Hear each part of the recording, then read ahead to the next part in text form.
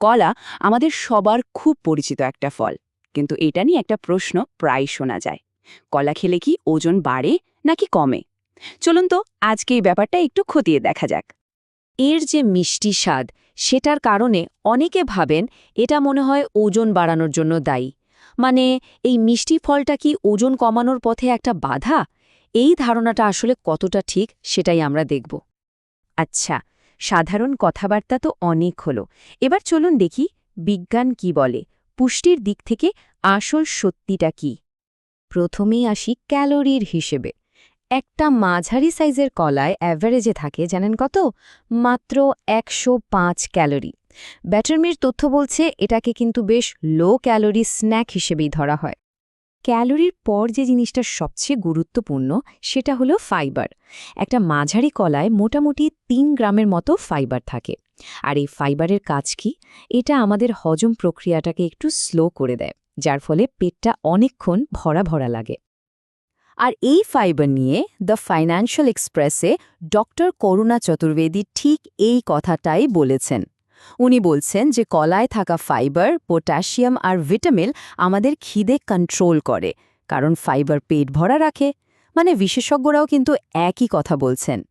শুধু ফাইবারই না, আরও কারণ আছে। যেমন কলার গ্লাইসেমিক ইন্ডেক্স কিন্তু বেশ কম, মানে এটা খেলে ব্লাড সুগার হুট করে বেড়ে যায় না। আবার এর মধ্যে রেজিস্ট্যান্স স্টার্চ নামের একটা জিনিসও থাকে, যেটা পেটকে অনেকক্ষণ ভর্তি রাখে।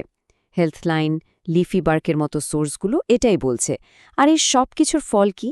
সার্বিকভাবে ওজন নিয়ন্ত্রণে এটা দারুণ সাহায্য করে।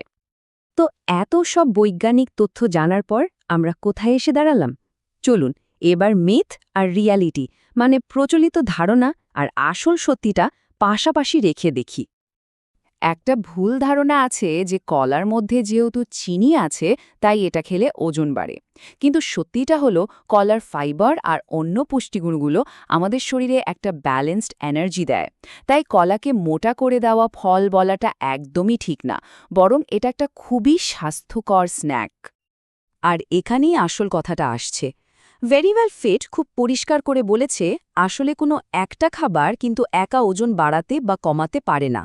আসল খেলাটা হলো আপনার সারাদিনের ক্যালোরি ব্যালেন্সের, মানে আপনি মোট কত ক্যালোরি খাচ্ছেন আর কতটা খরচ করছেন। আচ্ছা, তত্ত্ব তো অনেক হলো। এখন প্রশ্ন হলো, এই কলাকে আমরা আমাদের ডায়েটে কিভাবে ঠিকঠাকভাবে কাজে লাগাতে পারি? চলুন কিছু কার্যকরী উপায় জেনে নিই। ধরুন অমিতের কথা। উনি কি করলেন? উনি রোজ সকালে, মানে মিড মর্নিং স্ন্যাক হিসেবে একটা করে গোটা কলা খাওয়া শুরু করলেন। আর ফলাফল বেশ অবাক করার মতো। ওনার বারবার খিদে পাওয়া বা এটা ওটা খাওয়ার ইচ্ছেটা কমে গেল। সারা দিন বেশ এনার্জি পেতে থাকলেন। আর কয়েক সপ্তাহের মধ্যেই দেখলেন কোমরের মাপটাও একটু কমেছে। দারুণ না? তাহলে স্মার্ট উপায়গুলো কি কি? ১. চেষ্টা করুন কলাটা সবসময় গোটা খেতে, স্মুদি বা জুসের বদলে। এতে ফাইবারে পুরোটা পাওয়া যায়। ২. কলার সাথে প্রোটিন বা ফ্যাট জাতীয় কিছু, যেমন ধরুন বাদাম বা দই মিশিয়ে খান। এতে পেট আরও অনেকক্ষণ ভরা থাকবে। আর ৩. ওয়ার্কআউটের আগে বা পরে এনার্জি বুস্টের জন্য কলা কিন্তু একটা পারফেক্ট স্ন্যাক। তাহলে পুরো আলোচনাটা থেকে আমরা কোন কোন জরুরি বিষয়গুলো মনে রাখব? চলুন এক নজরে দেখে নিই। প্রথমত, কলা একটা কম ক্যালোরির হাই ফাইবার স্ন্যাক, যা পেট ভরা রাখে। দ্বিতীয়ত, এটাকে যদি প্রোটিন বা ফ্যাটের সাথে খাওয়া হয় তাহলে এর ন্যাচারাল সুগার নিয়ে একদমই ভাবতে হবে না।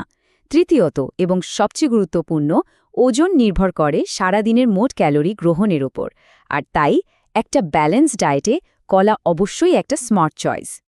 সব শেষে একটা প্রশ্ন রেখে যাই। আচ্ছা, কলার সবচেয়ে বড় সুবিধা কোনটা বলে মনে হয়? ইনস্ট্যান্ট এনার্জি দেওয়া, খিদে কন্ট্রোল করা, নাকি হজমে সাহায্য করা? এক একজনের অভিজ্ঞতা কিন্তু এক এক রকম হতে পারে। ব্যাপারটা নিয়ে একটু ভেবে দেখতে পারেন।